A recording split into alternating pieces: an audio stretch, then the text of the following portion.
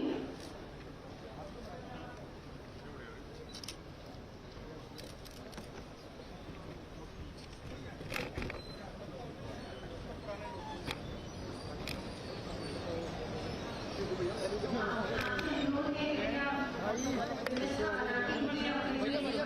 भाई सामने हटो, भैया सामने।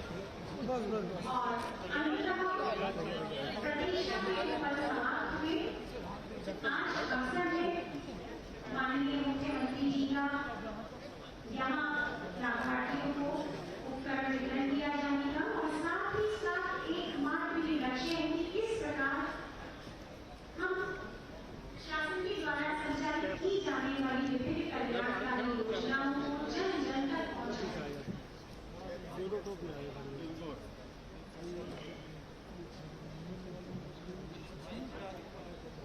स्वामित्व योजना, टैबलेट स्मार्टफोन वितरण योजना एवं मुख्यमंत्री अभ्युदय योजना के लाभार्थियों को आज यहाँ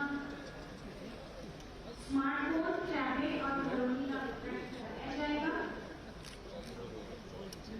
स्वच्छता, शिक्षा और घर का स्वामित्व मेरठ में पूरे होते विकास के दायरे इस एक सूत्र वाक्य के साथ उन समस्त उपलब्धियों को आप सभी के समक्ष साझा करना, साथ ही साथ प्रेरित करना, जन कल्याणकारी योजनाओं से सभी को जोड़ना एकमात्र उद्देश्य है।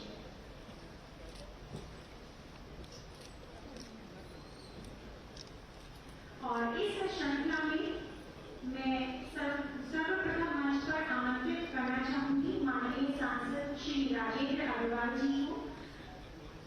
कृपया अपने उद्बोधन के द्वारा हम सभी को मार्गदर्शित करें और अभिभूत करें। धन्यवाद सर।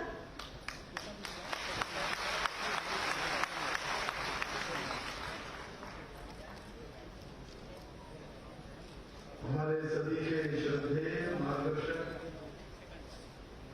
और जिनके नेतृत्व में उत्तर प्रदेश हिमालय राज्य से बदल करके देश के नंबर एक पर पहुंच गया है, ऐसे यशस्वी माननीय मुख्यमंत्री आदरणीय योगी आदित्यनाथ जी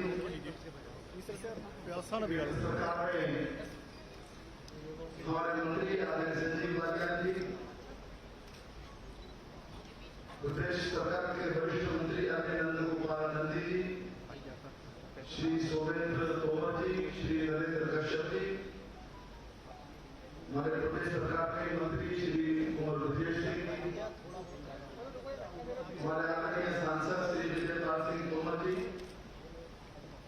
हमारे आदरणीय विधायक श्री धर्मेंद्र भारद्वाज जी, श्रीमती चौधरी अग्रवाल जी, हमारे क्षेत्र के अध्यक्ष आदरणीय मोहित देशपाल जी, महानगर के अध्यक्ष श्री मुकेश सिंगल जी, जिले के अध्यक्ष हमारे श्री विमल शर्मा जी, हमारे विधायक अमित अग्रवाल जी, हमारे जिला पंचायत के अध्यक्ष श्री गौरव त्रिवेदी जी, और यहाँ पहुंचे सभी मेरे बहुत आभारी श्री दिनेश खटीक जी, यहाँ उपस्थित सभी मेरे सम्मानीय बंधुओं, प्यारे बच्चों। आज का दिन बहुत महत्वपूर्ण है।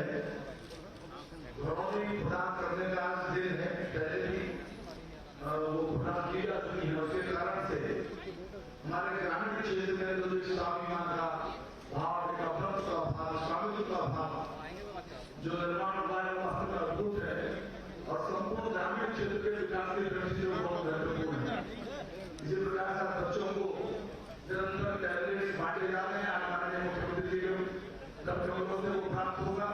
एक क्षमता बुद्धि बच्चों की होगी, उसको लेकर के बच्चे बहुत अभी से प्रसन्न है बराबर। और मैं बहुत अधिक कहने की जरूरत नहीं समझता हूँ।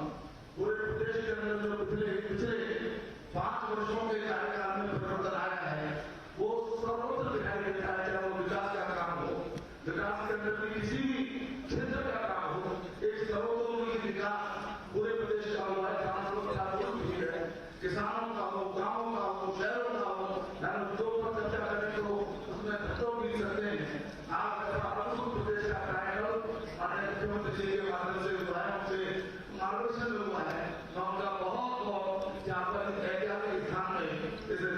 नेताजी सुभाष चंद्र बोस सभागार में उनका हृदय से बहुत बहुत अभिनंदन कर रहा हूँ, उनका बहुत बहुत स्वागत करता हूँ। और मैं उनको वो हमारे इस बार उन्होंने इस महीने के लिए खास तौर से मेरठ कमिश्नरी को अपनी चिंता करने का विशेष रूप से उन्होंने जो हमको सौभाग्य प्रदान किया है। हमारी अपेक्षाएं निश्चित रूप से बढ़ रही है और हमें यही भरोसा है, पूरा विश्वास है कि मेरठ सब प्रकार से प्रगत होकर के एक ऐसे समृद्धि के मार्ग पर चलेगा जिससे पूरे प्रदेश के अंदर का एक और उदाहरण प्रस्तुत होगा। माननीय मुख्यमंत्री जी का अपना बहुत बहुत स्वागत, उनका अपना बहुत बहुत धन्यवाद। इसी अनुक्रम में मैं मंच पर आमंत्रित करती हूँ माननीय मंत्री श्री दिनेश खन्ना जी को अपने उद्बोधन हेतु। हम सभी को अपने आशीर्वचनों से लाभान्वित करें। धन्यवाद। मेरठ की क्रांति धरा पर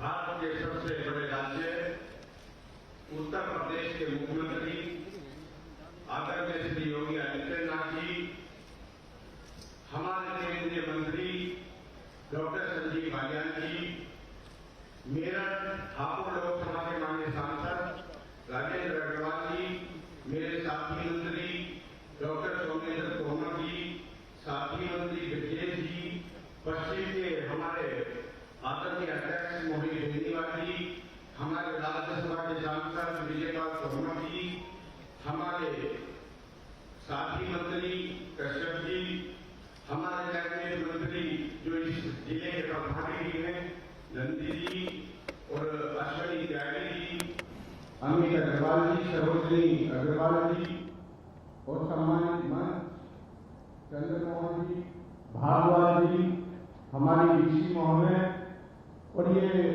हमारे छात्र और छात्राएं, ये आज हमारे लिए परम सौभाग्य का दिन है कि चौधरी चरण सिंह यूनिवर्सिटी के अंदर लैपटॉप वितरण कार्यक्रम को यदि माननीय मुख्यमंत्री जी ने चुना है तो इस मेरठ की धरा को चुना है और आप हमारे जो छात्र छात्राएं आपको चुना है, इसके लिए मैं माननीय मुख्यमंत्री जी का अपने तहे दिल से, अपनी तरफ से और मेरठ वासियों की तरफ से और सभी छात्रों की तरफ से बहुत हार्दिक अभिनंदन करता हूँ, स्वागत करता हूँ।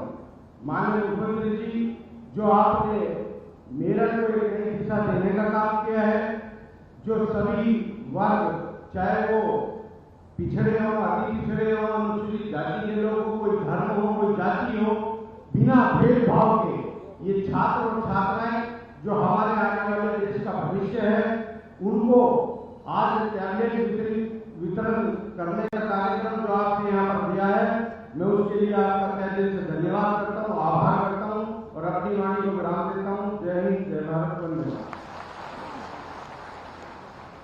धन्यवाद सर। उद्बोधन की इसी श्रृंखला को और आगे बढ़ाते हुए मैं मंच पर आमंत्रित करती हूँ माननीय मंत्री श्री सोमेंद्र तोमर जी को अपने उद्बोधन से हम सभी को अनुमोदित करें। धन्यवाद। बोलो भारत माता की, भारत माता की। मैं सबसे पहले उत्तर प्रदेश के सबसे मुख्यमंत्री पूज्य योगी आदित्यनाथ जी का मेरठ की क्रांति भूमि, जहां आपसे 18 की क्रांति की शुरुआत हुई, मैं माननीय मुख्यमंत्री जी का हृदय की गहराइयों से स्वागत करता हूं और आभार व्यक्त करता हूं। और इसलिए भी धन्यवाद करना चाहता हूं माननीय मुख्यमंत्री जी का कि पहले क्रांति की नगरी थी, लेकिन महाराज जी के आशीर्वाद से अब सिर्फ क्रांति की नगरी नहीं, खेल विश्वविद्यालय का शिलान्यास होने के बाद मेरठ की पहचान खेल नगरी के रूप में भी होगी।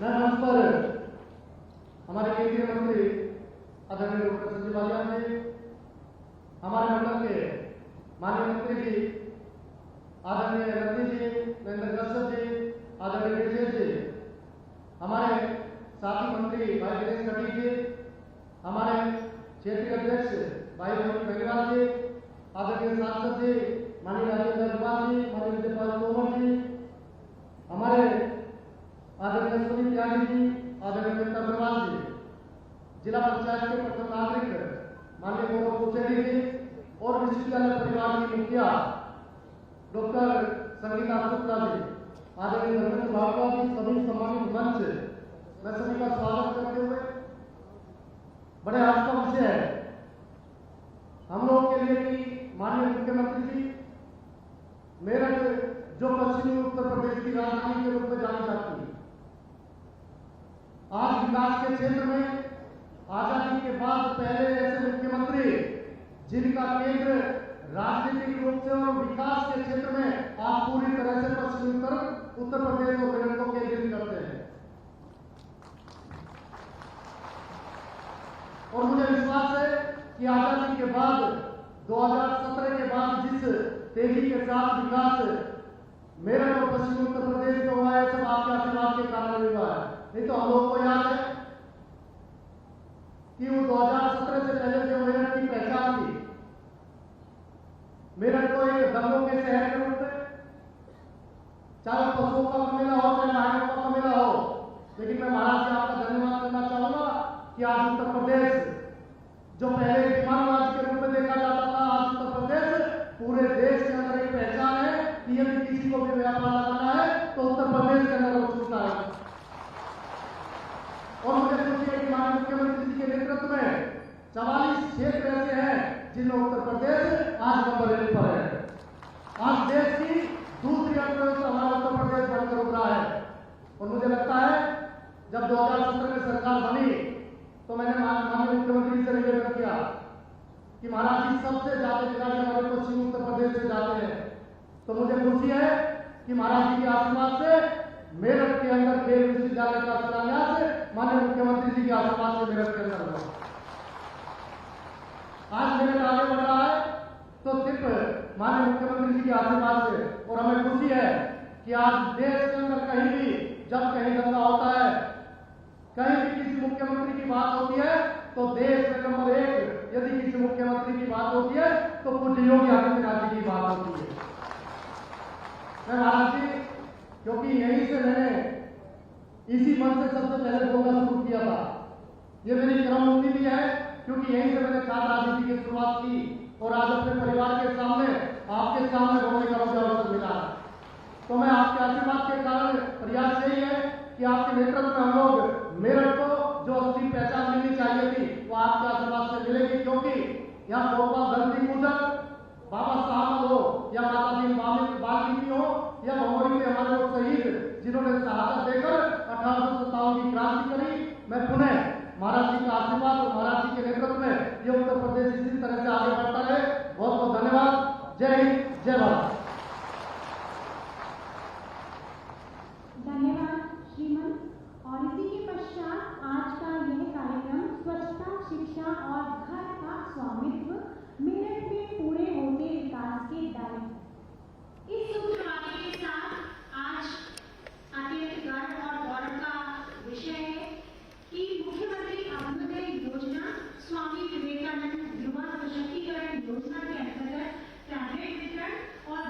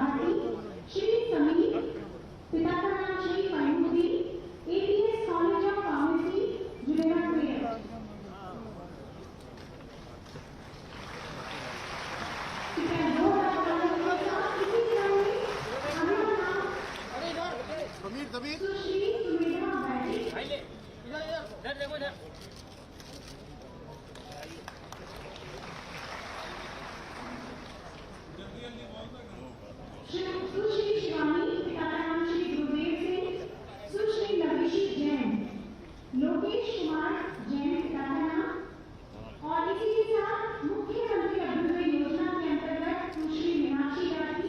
जोरदार तालियां मीनाक्षी राठी के लिए। आज भी सर्विस और यूपीएससी में एग्जाम, इन्होंने यूपीएससी का मुख्य परीक्षा उत्तीर्ण की है और ये बहुत बड़ी उपलब्धि है मुख्यमंत्री अभ्युदय योजना के अंतर्गत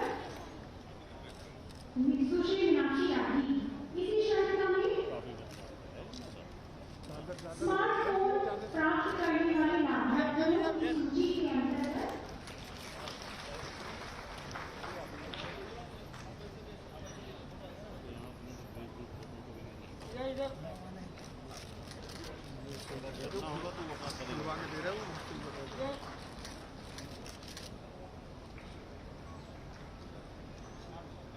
स्मार्टफोन प्राप्त करने वाले लाभार्थियों की सूची में सर्वप्रथम नाम है सुश्री मुस्कान खरबंदा, पिता का नाम Shri Neeraj Kharbanda, department of commerce, 24 university में। अगला नाम है सुश्री अंजलि सिंह, पिता का नाम लेफ्टिनेंट अविनाश सिंह और डिपार्टमेंट ऑफ कॉमर्स, 24 यूनिवर्सिटी में। मोहम्मद सलीम, पिता का नाम डिपार्टमेंट ऑफ कॉमर्स, 24 यूनिवर्सिटी में। नेक्स्ट अगला नाम श्री प्रियांशु चौधरी, पिता Shri Sanjay Singh, department of commerce, 24 university में। और इस कड़ी में अंतिम नाम है Sushri Khushboo Chaudhary, department of economics, 24 university में। स्मार्टफोन प्राप्त करने वाले लाभार्थियों के पश्चात एक और अधिक योजना स्वामित्व योजना अर्थात घरवाली योजना। ये एक महत्वाकांक्षी योजना है जिसमें सर्वप्रथम जो तकनीक के द्वारा सर्वेक्षण कराया गया। सर्वप्रथम नाम श्री गुरनाम सिंह, पिता का नाम श्री इंद्र सिंह, श्रीमती रेखा, पिता श्रीमती कावेरी, श्री उस्मान,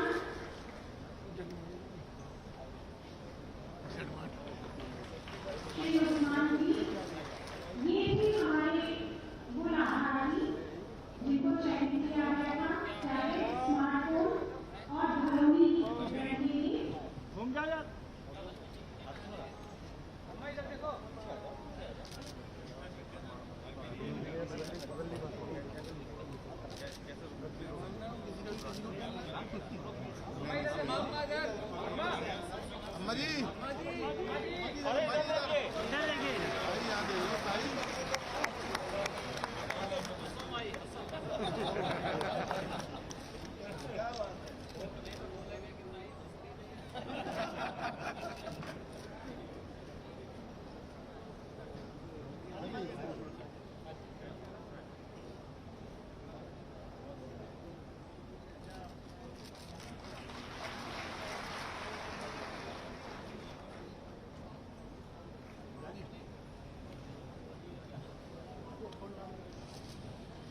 माननीय मुख्यमंत्री जी द्वारा चलाई जाने वाली अभ्युदय योजना निसंदेह नींव का पत्थर साबित होगी हमारी युवा पीढ़ी के लिए और एक नए भविष्य का, नए समाज का निर्माण होगा और हमारे राष्ट्र का गौरव इसी प्रकार विश्व पटल पर अंकित होगा। देश की समृद्धशाली संस्कृति को और गरिमामय और सुसज्जित करने में हम सभी नेतृत्वकर्ताओं का योगदान है। एक ऐसे ही विलक्षण और अनुपम व्यक्तित्व वाले माननीय मुख्यमंत्री जी को मैं मंच पर आमंत्रित करती हूँ अपने उद्योगों के लिए। आज अत्यंत गौरवपूर्ण और के साथ हम सभी आसन के अभिषेकों को सुनने के लिए जोरदार तालियों के साथ स्वागत करते हैं।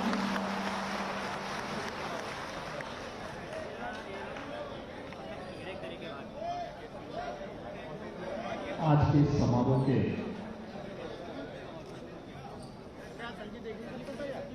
मंच पर उपस्थित केंद्रीय मंत्री डॉक्टर संजीव बालियान जी, प्रदेश सरकार में मेरे सहयोगी मंत्रीगण, श्री नंद गोपाल गुप्ता नंदी जी, श्री नरेंद्र कश्यप जी, श्री ब्रजेश सिंह जी, श्री दिनेश खटीक जी, श्री सोमेंद्र तोमर जी, माननीय सांसद श्री राजेंद्र अग्रवाल जी, माननीय सांसद श्री विजयपाल सिंह तोमर जी, माननीय सांसद डॉक्टर लक्ष्मीकांत वाजपेयी जी, आज के इस कार्यक्रम में उपस्थित हमारे सभी माननीय जनप्रतिनिधिगण, चौधरी चरण सिंह विश्वविद्यालय मेरठ की कुलपति प्रोफेसर संगीता शुक्ल जी, हमारे प्रशासन के सभी अधिकारीगण,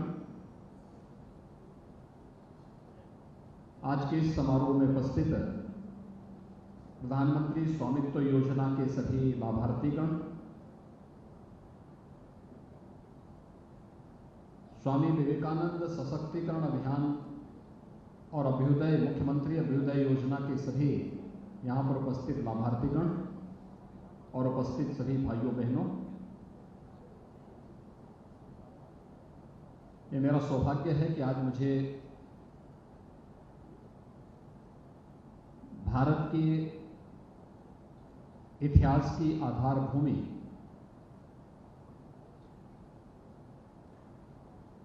मेरठ में आप सबके साथ संवाद बनाने का अवसर प्राप्त हो रहा है।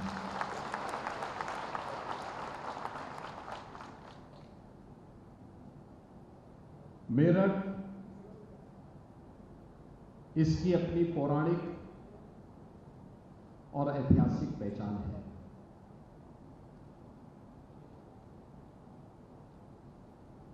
यहां का ओघड़ नाथ बाबा का मंदिर ये केवल एक धार्मिक स्थल नहीं था, ये केवल एक आस्था का केंद्र बिंदु नहीं है। भारत की आजादी की अलग को जगाने वाला, भारत की स्वाधीनता की लौ को आगे बढ़ाने वाला एक राष्ट्रीय एकीकरण का भी केंद्र बिंदु है। धन सिंह कोतवाल जी के नेतृत्व में देश की आजादी की क्रांति की लौ यहीं से प्रज्वलित होती है। माता दीन वाल्मीकि के नेतृत्व में गांव-गांव में इस चिनकारी को आगे बढ़ाने का काम होता है और इसीलिए इस क्रांति धारा को कोटि-कोटि नमन करते हुए मैं उन सभी लाभार्थियों को जो शासन की इन सभी योजनाओं का लाभ जिन्हें हमारे जनप्रतिनिधिगण अपने अपने क्षेत्र में लेकर के आते हैं और आज उससे आप लाभान्वित हो रहे हैं, मैं इसके लिए आप सबको हृदय से बधाई देता हूं, आप सबके प्रति अपनी शुभकामनाएं भी व्यक्त करता हूं। मित्रों, हम सब जानते हैं कि पिछले 8 वर्ष के अंदर भारत एक नए भारत बनने की ओर अग्रसर है। प्रधानमंत्री मोदी जी ने योजनाओं का केंद्र बिंदु व्यक्ति, परिवार, जाति, मत और मजहब को नहीं, क्षेत्र और भाषा को नहीं, बल्कि देश के गांव को, गरीब को, युवा को, महिलाओं को और समाज के प्रत्येक तबके को बिना भेदभाव के शासन की योजनाओं का लाभ मिल सके, इसके लिए जो संकल्प आज से 8 वर्ष पहले लिया था, आज उसके चमत्कारिक परिणाम देखने को प्राप्त होते हैं। कौन सा ऐसा फील्ड है जिसमें विगत 8 वर्ष के अंदर कार्य न हुआ हो? पीएम स्टार्टअप की योजना हो, प्रधानमंत्री स्टैंड अप की योजना हो, प्रधानमंत्री डिजिटल इंडिया की योजना हो, प्रधानमंत्री युवा स्वरोजगार की योजना हो, मेक इन इंडिया की योजना हो, महिलाओं के कल्याण के लिए बेटी बचाओ बेटी पढ़ाओ का अभियान हो, या फिर लोक कल्याणकारी योजनाओं में प्रधानमंत्री स्वच्छ भारत मिशन, प्रधानमंत्री आवास योजना, ग्रामीण और शहरी योजना हो, या फिर महिलाओं के कल्याण के लिए प्रधानमंत्री उज्ज्वला योजना, मातृ वंदना योजना, जननी सुरक्षा योजना, श्रमिकों के लिए, या फिर समाज के प्रत्येक तबके के लिए हो, या हमारे अन्नदाता किसानों के लिए प्रधानमंत्री किसान सम्मान निधि और प्रधानमंत्री फसल बीमा योजना जैसी अभिनव योजनाएं आजाद भारत ने पहली बार शासन की योजनाओं को डीबीटी के माध्यम से अपने खाते तक पहुंचते हुए देखा है। यह चमत्कार जो आज हुआ है, यह तब जब डिजिटल इंडिया की क्रांति का लाभ बिना भेदभाव के समाज के प्रत्येक तबके को मिला, और उसी डिजिटल क्रांति की योजनाओं से लाभान्वित 2 लाभार्थी समूह को यहां पर आज आमंत्रित किया गया है। यह हम सबका सौभाग्य है कि यह वर्ष देश की आजादी का अमृत महोत्सव का वर्ष है। अभी 15 अगस्त 2022 को इस देश ने अपनी आजादी के 75 वर्ष पूरे किए हैं। हर व्यक्ति सौभाग्यशाली है कि हम सब अपनी आजादी के अमृत महोत्सव के कार्यक्रम को अपनी आंखों के सामने देखें। प्रधानमंत्री जी के विजनरी संबोधन को हम लोगों ने सुना है, और आगामी 25 वर्ष की उस कार्य योजना को, जो अमृत काल के लिए जब देश अपनी आजादी का शताब्दी महोत्सव मना रहा होगा, उस समय जिन लोगों की उम्र 50 वर्ष की होगी, वे 75 वर्ष क्रॉस कर चुके होंगे। जो लोग अभी युवा हैं, ये युवा उस समय अपने अधेड़ उम्र में जाकर के समाज जीवन के विभिन्न क्षेत्रों में कुछ नया कर रहे होंगे, और उस समय की एक व्यापक कार्य योजना, आगामी 25 वर्ष की एक व्यापक कार्य योजना प्रधानमंत्री जी ने आप सबके सामने प्रस्तुत की है, पूरे देशवासियों के सामने प्रस्तुत की है। और उस कार्य योजना का जो महत्वपूर्ण आयाम हो सकता है, वह कैसे परिवर्तनकारी हो सकता है, हमने इस सदी की सबसे बड़ी महामारी के दौरान देखा है। इस सदी की सबसे बड़ी महामारी कोरोना, आपने देखा होगा बेहतरीन प्रबंधन के माध्यम से प्रधानमंत्री मोदी जी के नेतृत्व में भारत ने दुनिया के सामने अपनी प्रबंधन क्षमता का लोहा मनवाया है। आज WHO हो या दुनिया का कोई भी बड़ा से बड़ा शक्तिशाली देश, वह भारत के कोविड प्रबंधन की सराहना करता है, प्रधानमंत्री मोदी जी के कोविड प्रबंधन की सराहना करता है। कारण साफ है, आप देख सकते हैं भारत की आबादी 135 करोड़ की, 135 करोड़ लोगों में लोकतांत्रिक मूल्यों के साथ हर व्यक्ति जी रहा है।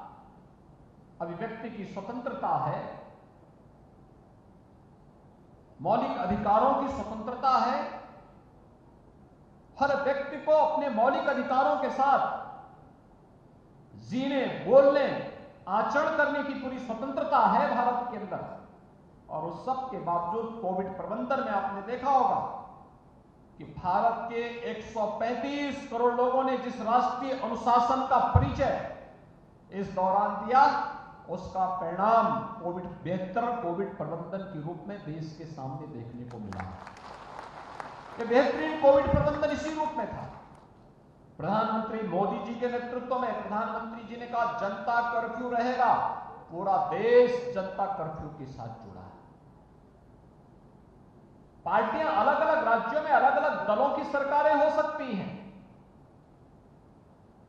देश में अलग अलग रूप, रंग, वेशभूषा, खान पान, रहन सहन हो सकता है, जाति मत मजहब अलग अलग हो सकते हैं, लेकिन जब भारत की बात आएगी, उत्तर से दक्षिण तक, पूरब से पश्चिम तक भारत एक स्वर में बोलेगा। और प्रधानमंत्री मोदी जी के नेतृत्व में पूरे भारत ने एक स्वर में बोल करके उस दौरान ये साबित कर दिया था, जब 22 मार्च 2020 को प्रधानमंत्री जी के आह्वान पर जनता कर्फ्यू का आयोजन हुआ था। पूरे देश ने तय कर दिया था कि कोरोना को हम मात देंगे, और आपकी इसी जिजीविषा ने कोरोना जैसी महामारी को भारत के अंदर लगभग परास्त करने में सफलता प्राप्त कर दी है। ये सामूहिकता का, टीम वर्क का परिणाम है। यही तो टीम वर्क है। जिस टीम वर्क का कहीं अभाव अगर अमेरिका और यूरोप में देखने को मिला, तो वे फेल होते हुए दिखाई दे, कोरोना के सामने पस्त होते हुए दिखाई दे। अमेरिका की कुल आबादी भारत की आबादी की 1/4, लेकिन कोविड से मौत भारत से दुगनी होती है अमेरिका में। और यही है, बिना भेदभाव के 200 करोड़ वैक्सीन की डोज भारत के अंदर मिल जाना, फ्री में मिल जाना, फ्री में टेस्ट, फ्री में उपचार, 80 करोड़ लोगों को फ्री में राशन की व्यवस्था, यह पहली बार हुआ। और यह किसी भी सरकार की उस कार्य पद्धति को प्रदर्शित करता है कि वह तकनीक का ही उपयोग नहीं कर रही है, टेक्नोलॉजी के साथ साथ सरकार की संवेदनशीलता का भी प्रदर्शन करने की एक अग्नि परीक्षा थी कोरोना। और सरकार की कार्य योजनाओं ने उस अग्नि परीक्षा में खरा उतर करके भारत की जनता जनार्दन की सेवा के लिए पूरी ताकत झोंक करके जीवन और जीविका दोनों को बचाने का जो अभिनव प्रयास किया, उसके परिणाम हम सबके सामने हैं। हम सफल इसलिए थे क्योंकि हमारे पास राष्ट्रीय अनुशासन था। हम सफल इसलिए थे क्योंकि हम तकनीक को भी अपनाने के लिए तैयार थे, और आवश्यकता पड़ेगी तो तकनीक के माध्यम से, डीबीटी के माध्यम से हर व्यक्ति के खाते में पैसा जाता हुआ दिखाई दिया। और इसीलिए जो तकनीक का क्या उपयोग है, यह हमारे लिए बहुत महत्वपूर्ण है। भाइयों बहनों, हम सबको इस बारे में ध्यान रखना होगा कि आज जिन 2 महत्वपूर्ण क्षेत्रों को यहां पर आमंत्रित किया गया है, उसमें एक प्रधानमंत्री स्वामित्व योजना है। भारत ग्रामीण अर्थव्यवस्था पर आधारित देश है। आज भी हमारी लगभग 65 से लेकर 70% आबादी पूरे देश की गांवों में निवास करती है, लेकिन ग्रामीण क्षेत्र में अधिकतर जो आवास थे, वे आवास गांव की आबादी के जमीन पे बने हुए थे। अगर किसी गरीब का मकान अगर पुराना होने के कारण, किसी आपदा के कारण गिर गया, तो वह दोबारा वहां पर अपना मकान बनाने के लिए उसको बड़ी कवायद करनी पड़ती थी। कभी कभी दमन उस पर कब्जा कर लेते थे, वो माफिया कब्जा कर लेते थे। गलत लोग सत्ता में काबिज हैं तो वे लोग गरीब का जीना हराम कर देते थे। और इसीलिए योजना चलाई कि जहां पे जिसका आवास हो ग्रामीण क्षेत्र में, उसको उस जमीन का मालिकाना अधिकार भी मिले। और इस दिशा से टेक्नोलॉजी का उपयोग किया गया। पहली बार टेक्नोलॉजी का उपयोग किया गया। ड्रोन टेक्नोलॉजी उत्तर प्रदेश के अंदर हम लोगों ने सभी 75 जनपदों में ड्रोन से गांव-गांव का सर्वे करवाया। सर्वे कराने के बाद फिर नक्शे के अनुसार उस गांव में जाकर के चूना छिड़क करके उसकी पूरी मैपिंग करवाई। फिर ग्राम पंचायत की खुली बैठक हुई, और फिर उस प्रस्ताव के बाद फिर घरौनी तैयार होती है, और घरौनी तैयार होकर के फिर जिसका जहां पे मकान है उसको वहां का मालिकाना अधिकार देने का कार्रवाई भी शुरू हुई। अब तक हम 34 लाख से ग्रामीण आबादी को 34 लाख से अधिक परिवारों को ये मालिकाना अधिकार दे चुके हैं। और हमारा प्रयास है कि 15 अगस्त 2023 तक उत्तर प्रदेश की सभी परिवारों को इस सुविधा से हम आच्छादित कर देंगे, कोई भी उससे वंचित नहीं रह पाएगा। ग्रामीण क्षेत्र में आदि से अधिक विवादों का समाधान तकनीक के माध्यम से हम करने जा रहे हैं। लेकिन साथ साथ एक और काम, हमारा युवा स्मार्ट सिटी के तर्ज पर हमारा युवा भी स्मार्ट क्यों नहीं होगा। उत्तर प्रदेश के युवा में तो अपार संभावना है। उत्तर प्रदेश का सौभाग्य है। हम कहीं जाते हैं, लोग मुझसे पूछते हैं कि आपकी आबादी बहुत बड़ी है यूपी की। मैं कहता हूं तो परेशानी आपको क्यों हो रही है? ये 25 करोड़ की आबादी पर हमें गर्व की अनुभूति होती है कि हमारे प्रदेश में 25 करोड़ की आबादी है, और ये 25 करोड़ की आबादी हमारे लिए एक उपलब्धि है, क्योंकि हम देश और दुनिया के अंदर कहीं जाते हैं तो हम ये बोल सकते हैं कि मेरे पास सबसे ज्यादा युवा है, मेरे प्रदेश में सबसे ज्यादा युवा है, सबसे अच्छे युवा हैं, सबसे ऊर्जावान युवा हैं और सबसे प्रतिभाशाली युवा मेरे पास यूपी के अंदर हैं। लेकिन उस युवा को भी समय के अनुरूप लेके चलना है, और उसके लिए हम लोगों ने तय किया 2 प्रकार की स्कीम। एक तो कोरोना में आपने देखा होगा, कोटा में और तमाम अन्य जगहों पर हमारे युवा कोचिंग कर रहे थे। अचानक कोरोना आ गया, लॉकडाउन हो गया। ये सभी हमारे युवा वहां पर सब टीनेजर्स थे। अब परिवार के लोग परेशान, लॉकडाउन लगा था, राजस्थान की सरकार सहयोग करने को तैयार नहीं थी। तब मैंने उस समय निर्णय लिया था, इन सभी युवाओं को मैं अपनी यहां की बसेज भेज करके वापस लाऊंगा, सुरक्षित लेके आऊंगा। और एक साथ मैंने आगरा और झांसी से 500 बसेज भेजी। उन सब में सुरक्षा की पुख्ता व्यवस्था की, भोजन के पैकेट उपलब्ध करवाए और उन सभी अपने युवाओं को वहां से वापस लाने में और फिर उनको उनके जनपदों तक पहुंचाने की कार्रवाई की। फिर इसी दौरान आपने देखा होगा, बड़ी संख्या में जो यूपी के प्रवासी कामगार और श्रमिक अन्य राज्यों में काम कर रहे थे, लॉकडाउन के कारण जब उद्योग बंद हुए उन राज्यों में, तो वे लोग वहां से प्लान कर गए। फिर उन्हें सुरक्षित उनके घरों तक पहुंचाने का काम हुआ, तो हमने उस समय उनकी स्किल मैपिंग करवाई। स्किल मैपिंग के माध्यम से उनको रोजगार के साथ जोड़ने का काम किया गया। ये सभी कार्यक्रम हम कर रहे थे। मुझे उस समय एक और चीज देखने को मिली थी कि स्किल मैपिंग हो या ऑनलाइन एजुकेशन के कार्यक्रम को आगे बढ़ाने या टेली मेडिसिन की व्यवस्था को आगे बढ़ाने, इन सब के लिए तकनीक से इसमें सक्षम युवा आवश्यक है। लेकिन बहुत सारे युवा हमारे ऐसे थे जो स्मार्टफोन या टैबलेट नहीं खरीद सकते थे। तब हमने तय किया कि कितने ऐसे युवा होंगे, पता लगा 2 करोड़। तो हमने कहा 2 करोड़ युवाओं को टैबलेट और स्मार्टफोन देने का कार्य राज्य सरकार करेगी। जो युवा कोचिंग करने के लिए बाहर जाते थे उनके लिए अभ्युदय कोचिंग की व्यवस्था हमने प्रारंभ करवाई।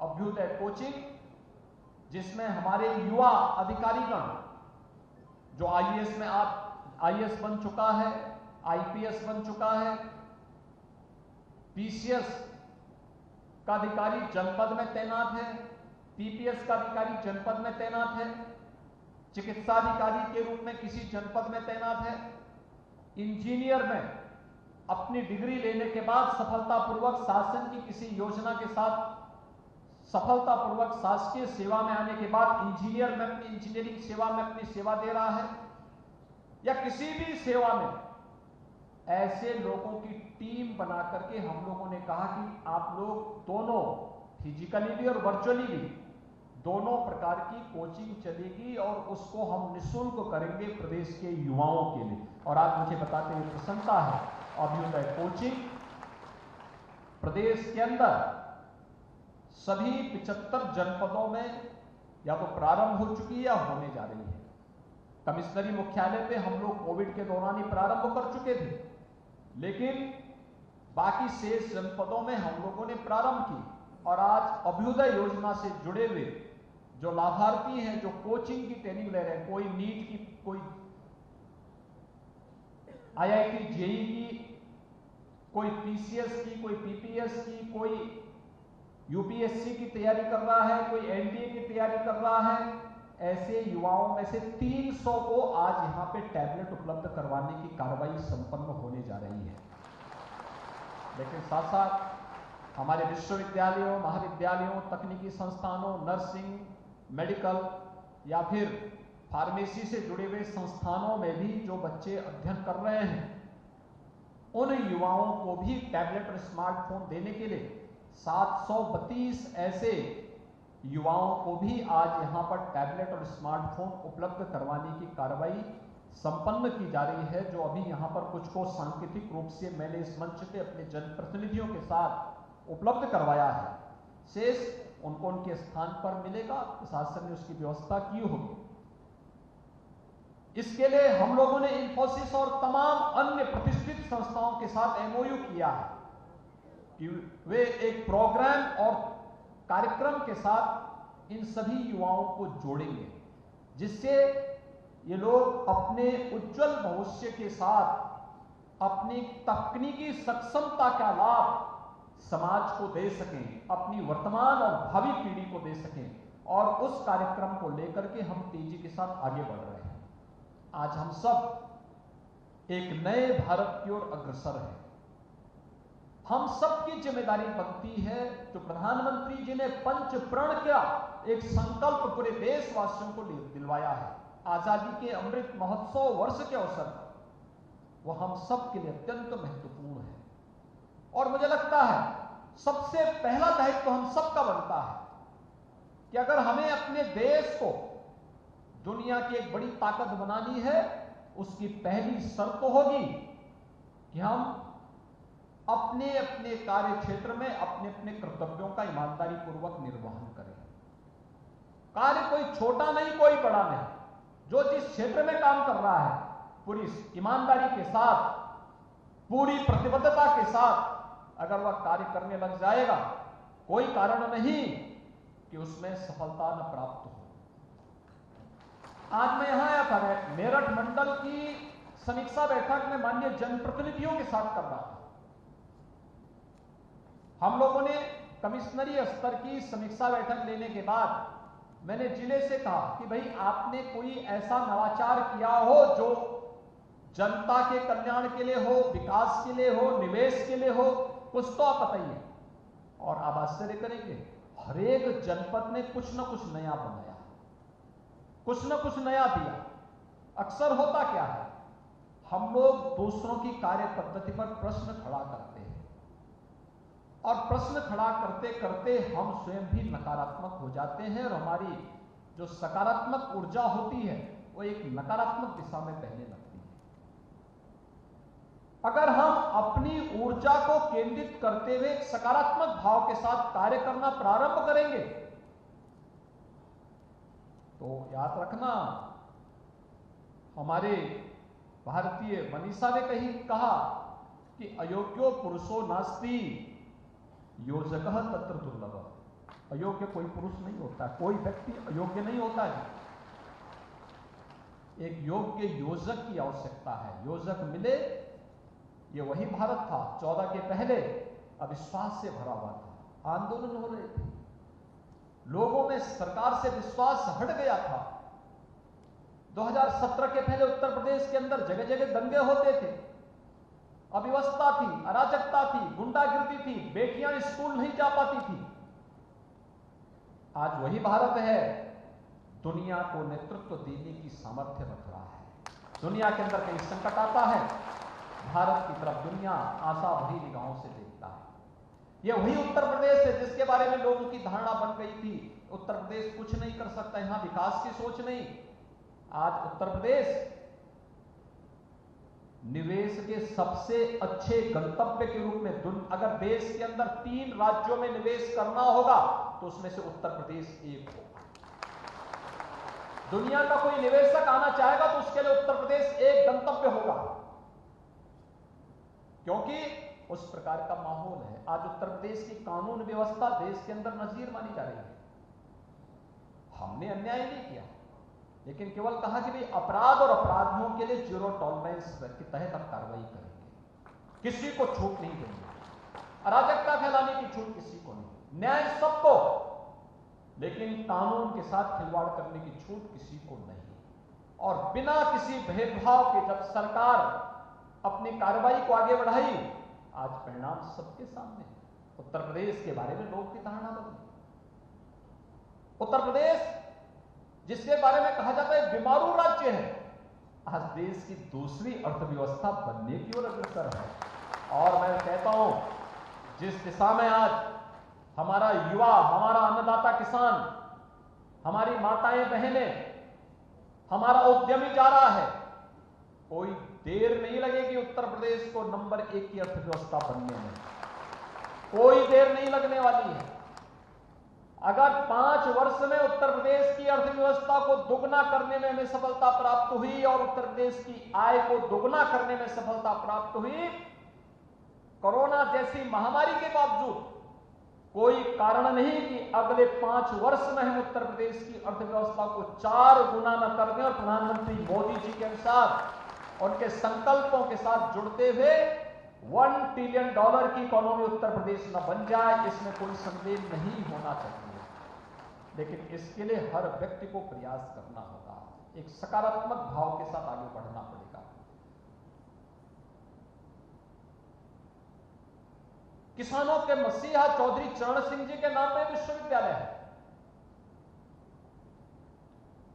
यहां पर हमारा एग्रीकल्चर विश्वविद्यालय भी है, इसी मेरठ में। यहां की खेल प्रतिभाओं और को देखते हुए हम लोगों ने मेजर ध्यानचंद जी के नाम पर, हॉकी के जादूगर मेजर ध्यानचंद जी के नाम पर एक खेल विश्वविद्यालय भी, राज्य का पहला खेल विश्वविद्यालय भी लखनऊ में ही स्थापित होने जा रहा है, मेरठ में ही स्थापित होने जा रहा है। और अंतर्राष्ट्रीय सुविधाओं से युक्त उस विश्वविद्यालय को हम लोग अभी से उसकी कार्य योजना को इस रूप में लेके जा रहे हैं। और इसीलिए यहां पर 1 डिस्ट्रिक्ट 1 प्रोडक्ट की जो अभिनव योजना यूपी की है, जिसे आज पूरे देश के अंदर स्वीकारा जा रहा है, उस योजना के अंतर्गत मेरठ में हम लोगों ने स्पोर्ट्स आइटम को ही उसके लिए रखा है। आज यहां पर हमारे जनप्रतिनिधियों ने एक प्रस्ताव भी बहुत अच्छा रखा कि यहां पे हेल्थ के इंफ्रास्ट्रक्चर में बढ़ोतरी हुई, लेकिन क्या हमने जो खिलाड़ी इसमें चोटिल होते हैं उनके लिए भी क्या कोई सेंटर हम बनाएंगे? ये वास्तव में जिस दिशा में प्रयास आज की आवश्यकता है और उस दिशा में एक सार्थक कदम जब उठाए जाते हैं, सामूहिक रूप से उठाए जाते हैं, उसके परिणाम भी सामने आते हैं। और ये हम सबका सौभाग्य है, खासतौर पर हमारी युवा पीढ़ी के लिए जो विश्वविद्यालय, महाविद्यालय और कॉलेजेस में इस समय अध्ययन कर रहे हैं, कि जब दुनिया कोरोना से पस्त थी तब भारत का कोविड प्रबंधन प्रधानमंत्री मोदी जी के अंदर बेहतरीन दिशा में आगे बढ़ते हुए भारत की, यानी किसी भी राष्ट्र की समग्र विकास की आधारशिला कैसे होनी चाहिए, यह वहां की शिक्षा तय करती है। और भारत अपनी राष्ट्रीय शिक्षा नीति के दौरान भी, इस दौरान पूरे अपने युवाओं के लिए एक नई राष्ट्रीय शिक्षा नीति लेकर के भी आया है। ये राष्ट्रीय शिक्षा नीति भारत को एक बार फिर से विश्व गुरु के रूप में स्थापित करने का एक अभिनव प्रयास है। और इसमें हमारे विश्वविद्यालयों को, महाविद्यालयों को, स्कूल, कॉलेजेस को, सबको उसके साथ जुड़ना होगा, हर एक क्षेत्र को उसमें जुड़ना होगा। तकनीकी शिक्षा हो, चिकित्सा शिक्षा हो, वोकेशनल व्यावसायिक शिक्षा हो, इन सभी को इसके साथ जुड़ना होगा। अभी से इसकी तैयारी, और मुझे प्रसन्नता है कि मेरठ कमिश्नरी के अंदर इस पर अभी से कार्य प्रारंभ हुए। आज जो मैं प्रेजेंटेशन देख रहा था अलग अलग जनपदों की, वह उसका एक बहुत अच्छा प्रदर्शन करती है। मुझे विश्वास है कि मेरठ और कमिश्नरी आज विकास के जिस नित नए नवीन प्रतिमान को स्थापित करता हुआ दिखाई दे रहा है। हर व्यक्ति उस सकारात्मक ऊर्जा के साथ उस दिशा में आगे बढ़े। इस दिशा में हम सबकी जिम्मेदारी है। बेहतरीन कनेक्टिविटी उसका माध्यम बनना चाहिए। सरकार सुविधाएं दे सकती है, लेकिन इन सुविधाओं को और उससे प्राप्त होने वाले पोटेंशियल को वास्तविक धरातल पर उतार करके लोक कल्याण और लोक कल्याण के माध्यम से राष्ट्र कल्याण का मार्ग कैसे प्रशस्त करना है, यह हम सबकी सामूहिक जिम्मेदारी का हिस्सा बनता है। लखनऊ आपके Delhi Meerut express highway, Meerut Prayagraj Ganga expressway या अन्य तमाम जो कनेक्टिविटी यहां के लिए तैयार, आरआरटी की हो या नेशनल हाईवेज की हो, स्टेट हाईवे की हो, यह उस बेहतरीन कनेक्टिविटी के साथ हम सबको जोड़ता है और हमें इस बात का एहसास कराता है कि कनेक्टिविटी केवल कनेक्टिविटी नहीं है, ये केवल आवागमन के माध्यम को ही सहज और सरल नहीं बनाता है, बल्कि इसके लिए अलग अलग निवेश के क्लस्टर भी विकसित किए जाने की आवश्यकता है। कहीं मेडिकल का एक हब बने, कहीं एजुकेशन का हब बने, कहीं पर अच्छे मेगा सेंटर इस रूप में स्थापित हो कि वहां पर हम लोग कोई ऐसा पार्क स्थापित कर सकें जो अलग अलग फील्ड से जुड़े हुए हों। इस पर अगर हमारी कार्य योजना आगे बढ़ती हुई दिखाई देगी तो उसके बेहतरीन परिणाम आते हुए दिखाई देंगे।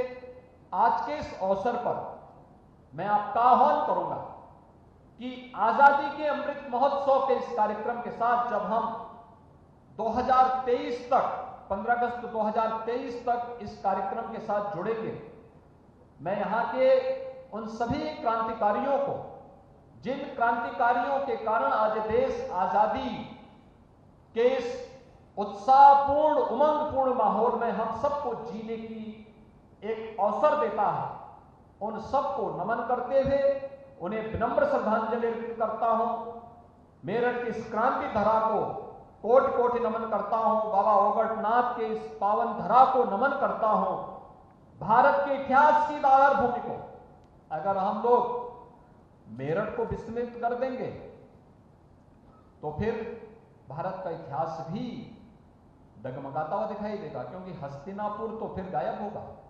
हस्तिनापुर वह केंद्र बिंदु बनता है जो भारत की इतिहास की एक नई कड़ी को जोड़ता है, और मुझे लगता है कि इन सब पर कार्य किए जाने की आवश्यकता है। मैं अपने महाविद्यालय और विश्वविद्यालयों से कहूंगा कि आजादी के अमृत महोत्सव वर्ष पर हमारे महाविद्यालयों के फाइनल ईयर के छात्रों को हम टैबलेट स्मार्टफोन दे रहे हैं। तकनीक से सक्षम ही नहीं करेंगे, लेकिन ये प्रोजेक्ट वर्क भी दिया जाना चाहिए अलग अलग फील्ड का, जैसे हस्तिनापुर पर ही कार्य हो रहा है, ये ऐसा ही अपना कार्य करें। क्या हमारे 100 छात्र यहां पर महाभारत कालीन उन सभी स्थलों के बारे में अच्छे डॉक्यूमेंट तैयार करने का कार्य कर सकते हैं? आखिर कहीं तो छुपे होंगे ताम्रपत्र, कहीं तो पड़े होंगे उस समय की पांडुलिपियां, कहीं तो पड़े होंगे उस समय के अवशेष, उसको संरक्षित करने, इतिहास के वर्तमान परिप्रेक्ष्य में उसे जोड़ने और नए शोध को आगे बढ़ाने की, इस परंपरा को आगे बढ़ाने की आवश्यकता है। याद रखना, शिक्षा जब तक शोध और डेवलपमेंट के साथ नहीं जुड़ेगी तब तक हम उसको समग्र विकास के साथ नहीं जोड़ पाएंगे। रिसर्च एंड डेवलपमेंट उसका आधार बनना चाहिए और हर विश्वविद्यालय उसकी आधारशिला बननी चाहिए, हर महाविद्यालय को उसकी आधारशिला बनाई जाने की आवश्यकता है। विश्वविद्यालय स्तर पर ही हमें, महाविद्यालय स्तर पर, विश्वविद्यालय स्तर पर, तकनीकी संस्थाओं के स्तर पर, मेडिकल कॉलेजेस के स्तर पर हम उन सभी छात्र छात्राओं को उसी समय अपने पब्लिकेशन की तैयारी के लिए रिसर्च पेपर लिखने की तैयारी करवाएं, उसका अभ्यास करवाएं, इसके बारे में उनको बताएं कैसे आप अपना रिसर्च पेपर बना सकते हैं, कैसे आप इसको पब्लिकेशन के लिए दे सकते हैं, पेटेंट की प्रक्रिया क्या होनी चाहिए, इसका एक केंद्र होना चाहिए, कैरियर काउंसलिंग के लिए क्या कुछ इन नौजवानों को करना है, केंद्र और राज्य सरकार की विभिन्न योजनाओं की जानकारी का केंद्र बिंदु हमारे महाविद्यालय, विश्वविद्यालयों, शिक्षण संस्थाओं को बनना पड़ेगा। छात्र छात्राओं को इसके बारे में बताना पड़ेगा कि ये शासन की योजनाएं हैं, इन योजनाओं के माध्यम से आपको यह प्रयास करना पड़ेगा, आप इस योजना से इस रूप में लाभान्वित हो सकते हैं। ढेर सारी योजनाएं हैं, आज के दिन पर किसी चीज की कमी नहीं, केवल एक प्रयास की आवश्यकता, एक बेहतर प्रयास की आवश्यकता है। हमें यह भी प्रयास करना चाहिए, आजादी की लड़ाई में हम महान क्रांतिकारी नायक श्री धन सिंह कोतवाल जी की बात करते हैं। उन्होंने नेतृत्व दिया, श्री माता दीन वाल्मीकि जी ने नेतृत्व दिया, अनेक ऐसे क्रांतिकारी थे जिन लोगों ने उस दौरान नेतृत्व दिया। उनके साथ भी सैनिक थे, उनके साथ गांव गांव से जुटे हुए किसान थे, श्रमिक थे। वे कौन थे?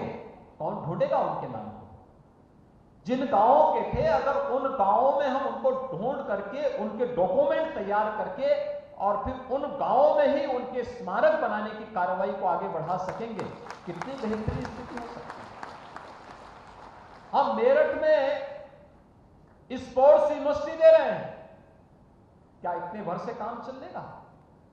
नहीं, इसके लिए यहां के गांव गांव में स्पोर्ट्स एकेडमी बनानी पड़ेगी, निजी क्षेत्रों को इसके लिए प्रोत्साहित करना पड़ेगा। यहां पर उस प्रकार का माहौल है। प्रदेश सरकार ने हर ग्राम पंचायत में खेल का मैदान और ओपन जिम की कार्रवाई बनाने की कार्रवाई प्रारंभ की। हमें ग्राम पंचायत को जोड़ना पड़ेगा, नगर निकाय को जोड़ना पड़ेगा, गांव से जुड़े हुए उन लोगों को जो गांव छोड़ करके अपने रोजी रोजगार के लिए दूसरी जगह गए हैं, उनको गांव के साथ जोड़ना पड़ेगा और फिर उन्हें निवेश के लिए प्रोत्साहित करना पड़ेगा, जिससे हमारा युवा उस दिशा में, सार्थक दिशा में आगे बढ़ सके। आपने देखा होगा, इसी मेरठ में हम लोगों ने पैरालंपिक में पदक प्राप्त करने वाले सभी खिलाड़ियों को सम्मानित किया था।